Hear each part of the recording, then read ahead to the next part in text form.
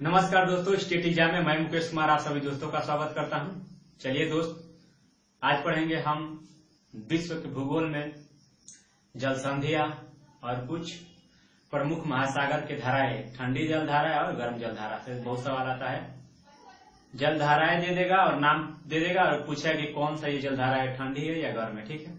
और जल संधि का नाम दे देगा, पूछेगा कि किसके किसके बीच जुड़ती है या किसके किस बीच सीमा बनाती है, ठीक है।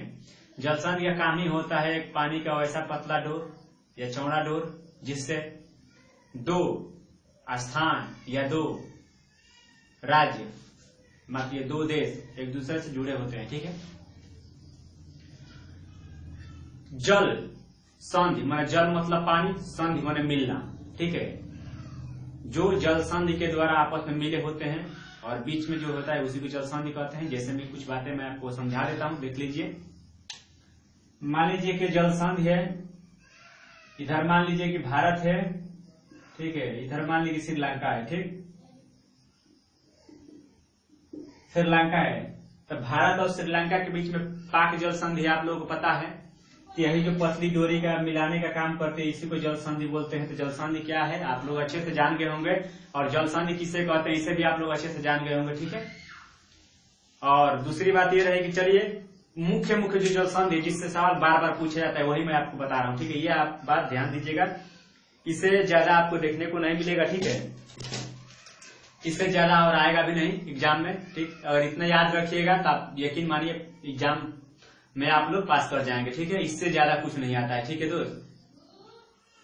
चलिए जल संधियां देख लेते हैं। देखिए जल संधियां दो भिन्न भिन्न जल राशियों को एवं दो स्थलों को जोड़ने का काम करती है, ठीक है।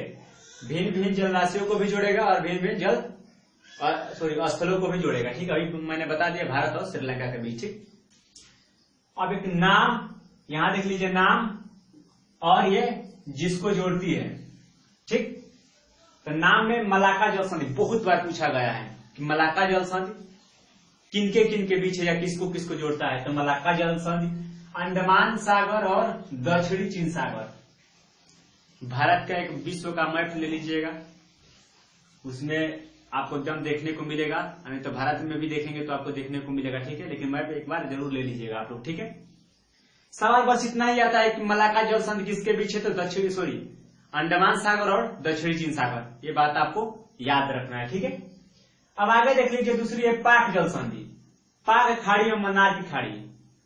बात तो फंस गई कि दोस्त सर आप तो बताएंगे पाक जल संधि जोड़ती है भारत और श्रीलंका को। हाँ, ये सत्य बात है कि भारत और श्रीलंका को जोड़ती है, लेकिन कहीं कहीं भारत और श्रीलंका का नाम नहीं देकर पाक की खाड़ी और मन्नार की खाड़ी, मन्नार की खाड़ी माने bay of Bengal, bay of Bengal जब बनाएंगे तो इधर है ना बे ऑफ बंगाल, इधर है ना बंगाल की खाड़ी, बंगाल की खाड़ी इधर है ना, और श्रीलंका का यहां पड़ता है।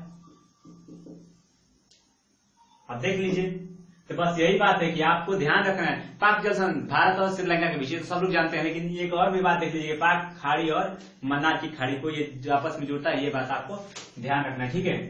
अब आगे आ जाइए दोस्त, बांस जल संधि। तो देखिए दोस्त, बांस जल संधि से बहुत सारा सवाल आता है, बहुत बार आ रहा है, इसलिए मैं कहूंगा इसको आप अच्छे से नोट डाउन करके रखिएगा, याद रखें, ठीक है।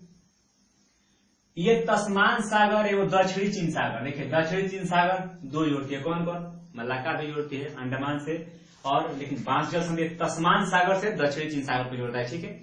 ये बात आपको दोनों अच्छे से याद रखना, ठीक। अब आगे देख लीजिए, ये डेविस भी बहुत बार पूछा जाता है। ये बैफिन की खाड़ी एवं अटलांटिक महासागर। विश्व का जब देखेंगे मैप तब भूमध्य सागर से जब ऊपर जाएंगे तो यही होगा अटलांटिक, ठीक है, यही होगा अफ्रीका के ऊपर, ठीक है। ये बात आपको याद रखना है। मैप एक बार देख लीजिएगा, ठीक है। मैप देखने के बाद आपको पता चल जाएगा, ठीक है, कि किसके ऊपर है या किसके नीचे है, ठीक। आगे देख लीजिए, डोबर जल संधि, इंग्लिश चैनल एवं उत्तरी सागर। डोबर जल संधि, इंग्लिश चैनल एवं उत्तरी सागर। देखिए दो, ये इसको रटना ही पड़ेगा, इसमें समझाने वाला कुछ बात नहीं है कि मैं समझा दूं। समझाने वाला बात होता कब, अगर मैप आप लोग भी अपने घर में लगाते और मैं मैप इसमें दिखा देता तो आपको समझ में आता। लेकिन चलिए मैप मैं आपको दिखाऊंगा जब एग्जाम करीब आएगा तो मैप का एक जो इम्पोर्टेंट चैप्टर है उसका मैपिंग के साथ मैं आपको दिखा के पढ़ा दूंगा, ठीक है। हो सकता है उस समय तक मेरे पास डिजिटल भी हो जाए, आ जाए, माफ कीजिएगा। हारमुज देखिए, हारमुज फारस की खाड़ी एवं ओमान की खाड़ी, ठीक है। फारस की खाड़ी एवं ओमान की खाड़ी को आपस में जोड़ने का काम किसका है? हरमुज जल संधि का, हरमुज जल संधि, ठीक है।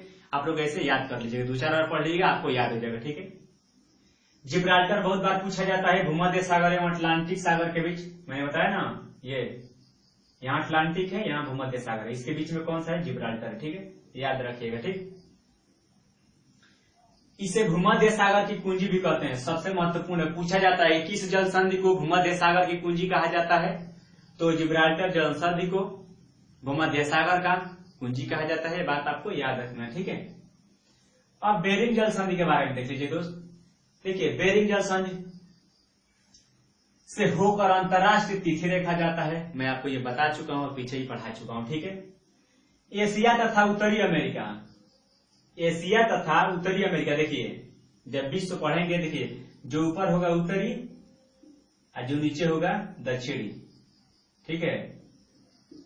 ये बात आपको याद रखना है, जब विश्व का मैप आप लोग रखे रहेंगे सामने तो आपको अच्छे से देख लेंगे उसमें, ठीक है।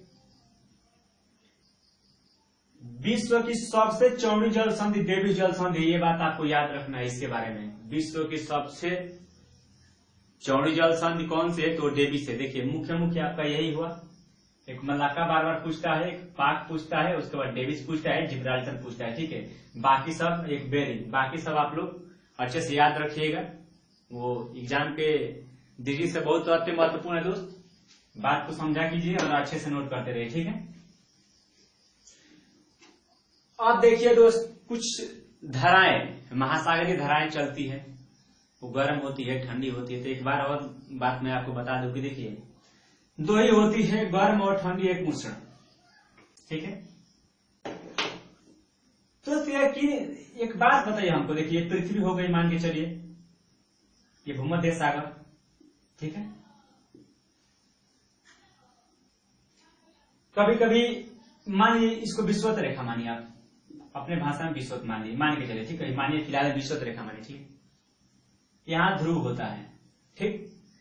जब यहाँ तापमान सबसे ज्यादा होगा दोस्त, मान के चलिए जब तापमान सबसे ज्यादा होगा, सबसे ज्यादा तापमान जब यहाँ होगा तो यहाँ की जलधाराएं कम हो जाएगी, वायुदाब, और यहाँ से जलधाराएं ऊपर की ओर, ध्रुव की ओर बढ़ने लगेगी, ठीक है।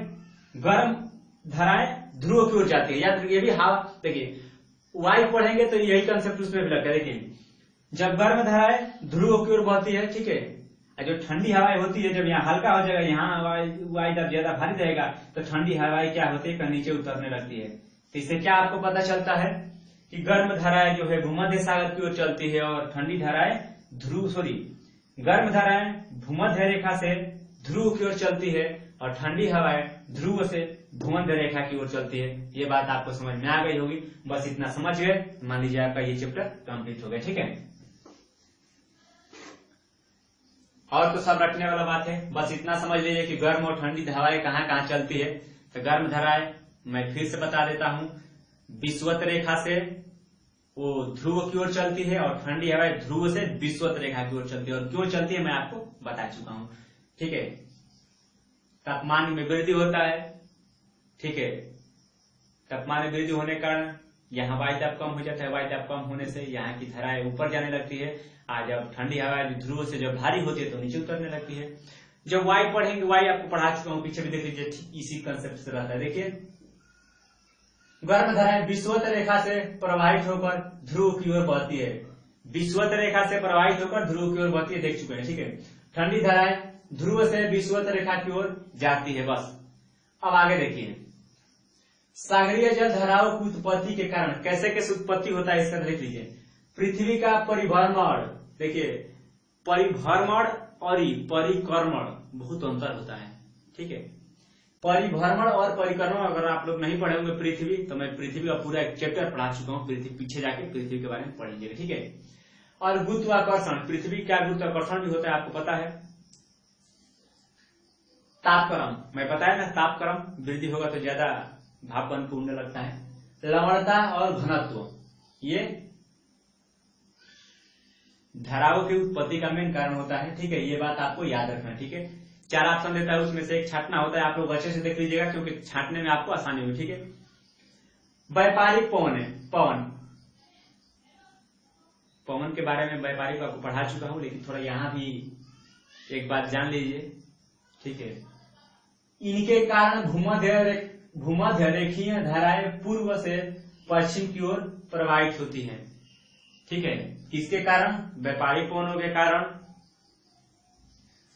जो भूमध्य रेखीय धाराएं होती हैं वो पूर्व से पश्चिम की ओर प्रवाहित होती है। ये बात आपको याद रखना, किसके कारण? व्यापारिक पवनों के कारण। ठीक है, अब देखिए कुछ प्रमुख धाराएं हैं प्रशांत महासागर की। कुछ प्रमुख धाराएं हैं। देखिए दोस्त, ये आपका सबसे जरूरी हो गया कि आपको याद करना ही करना पड़ेगा। ठीक है, देखिए नाम और प्रकृति कैसी प्रकृति में कैसी है, गर्म है, ठंडी है, कैसी है।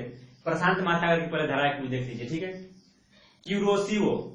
क्यूरोसियो ये गर्म जल धारा है। अलास्का सबसे ज्यादा पूछा जाने वाला प्रश्न है। अलास्का ये गर्म धारा है और प्रशांत महासागर की धारा है। ठीक है, और एल नीनो, हवा भी आपको पढ़ा है। एल नीनो यहाँ भी पढ़ लीजिए। एल नीनो ये गर्म धाराएं होती है। ठीक है, एल नीनो प्रशांत महासागर की गर्म धाराएं होती है दोस्त, ये बात आपको याद रखना है। ठीक है, अब देखिए फिर क्यूराइल ठंडी हवाएं होती है। पूछा जाता है क्यूराइल के सवाल सिंपल सा आता है, क्यूराइल कैसी है, कैसी धाराएं हैं, क्यूराइल कैसी धारा है? तो क्यूराइल ठंडी धाराएं हैं।